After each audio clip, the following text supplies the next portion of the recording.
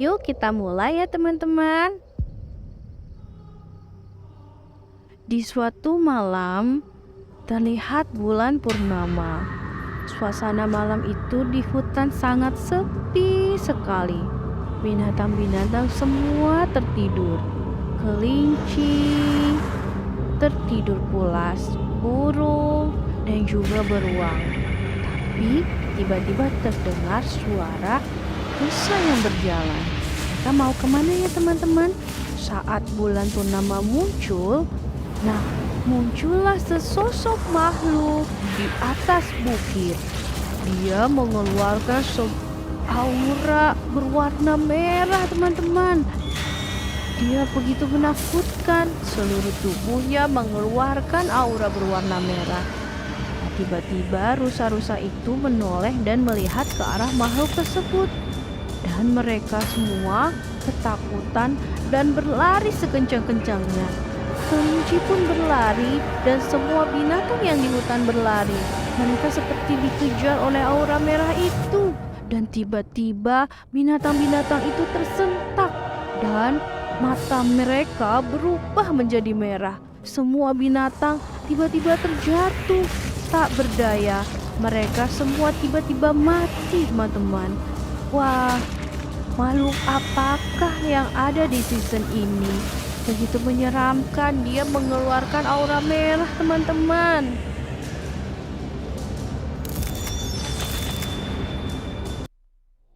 Nah, di scene berikutnya, ini berbeda nih teman-teman.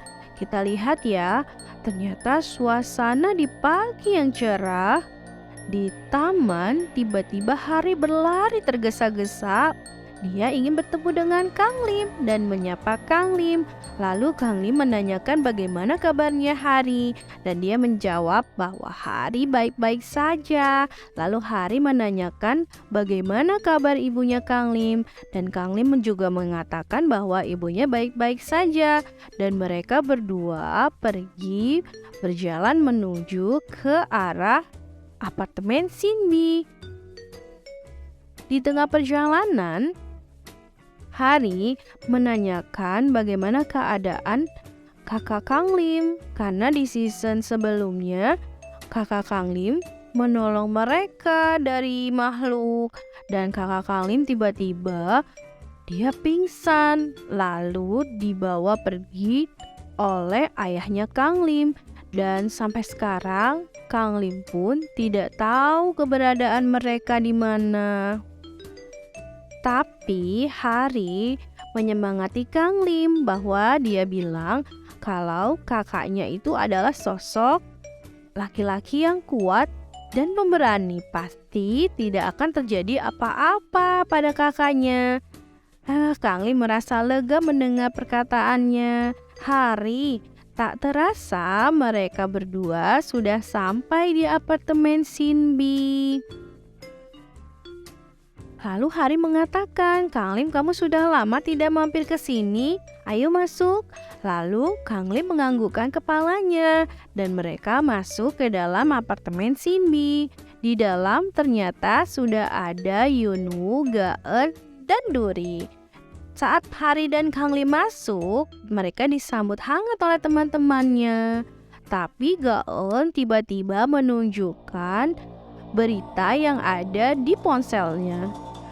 Di dalam berita itu mengatakan bahwa telah terjadi wabah penyakit yang menular. Nah, ciri-cirinya itu adalah matanya memerah. Jadi ini sudah banyak korbannya loh teman-teman. Jadi di berita tersebut mengatakan bahwa para warga harus waspada dan apabila mereka terkena wabah tersebut dan matanya memerah, mereka harus waspada dan tidak boleh dekat-dekat dengan yang lainnya, khawatir tertular. Saat serius mendengarkan berita tersebut, tiba-tiba Shinbi muncul. Shinbi muncul dengan mata yang bengkak dan memerah. Wah, Hari, Yunwoo dan Duri merasa ketakutan dan menyuruh Shinbi untuk tidak dekat-dekat. Lalu Shinbi marah. Untunglah ada Genbi yang tiba-tiba muncul dan dia menjelaskan bahwa kakaknya matanya memerah itu bukan terkena wabah penyakit, tapi karena Shinbi selalu menonton film drama. Dan Shinbi sudah kecanduan nih teman-teman, sampai-sampai dia menjepitkan matanya dengan jepitan karena sudah lelah tapi ingin terus menonton. Shinbi mengatakan, "Tuh kan, Goblin tidak mungkin kena wabah penyakit tersebut." Lalu Yunu mengatakan, "Shinbi, mukamu begitu menyeramkan. Bagaimana kalau kamu menggunakan kacamata hitam?" Lalu Duri mengatakan, "Tidak usah Yunwoo." Wah, Shinbi sudah senang nih mendengarnya teman-teman. Tapi ternyata kata-kata Duri ternyata lebih menyakitkan daripada kata-kata Yunwoo. Duri mengatakan bahwa mana ada kacamata yang muat dengan Shinbi, karena kepalanya dia tuh besar. Dan Shinbi mulai marah teman-teman dan mengejar-ngejar Duri dan Yunwoo. Oke, kita lanjutkan lagi ya. Di suatu kelas ada beberapa murid yang sedang beristirahat nih sepertinya karena mereka sedang mengobrol. Lalu ada seorang anak laki-laki yang membuat lipatan kertas berbentuk pesawat dan dia menyerahkan kepada temannya. Dan saat temannya menerima, dia malah menanggapinya dengan ekspresi yang takut dan resah. Dia mengatakan bahwa kamu harus berhati-hati jika bertemu dengan kertas lipatan berbentuk bangau, karena ada kejadian aneh di dekat rumahku. Teman-temannya tidak merasa percaya. Lalu dia mengatakan, kalau kamu menemukan kertas lipatan berbentuk bangau, sebaiknya kamu pergi karena dikhawatirkan akan terjadi hal-hal yang tidak diinginkan karena sudah banyak orang-orang menghilang saat kejadian itu teman-teman. Nah, saat dia pulang melewati sebuah gang, di situ tidak ada seorang pun. Di situ sepi sekali teman-teman. Lalu dia merasa seperti ada yang aneh. Tiba-tiba dia melihat ke bawah dan menemukan lipatan kertas berbentuk bangau. Dan dia tiba-tiba teringat dengan perkataan temannya. Saat dia menoleh, ternyata yang di belakangnya adalah seekor kucing. Lega sekali, ternyata kucing. Lalu, tapi tiba-tiba saat dia menoleh lagi, seperti ada sesosok makhluk di ujung jalan.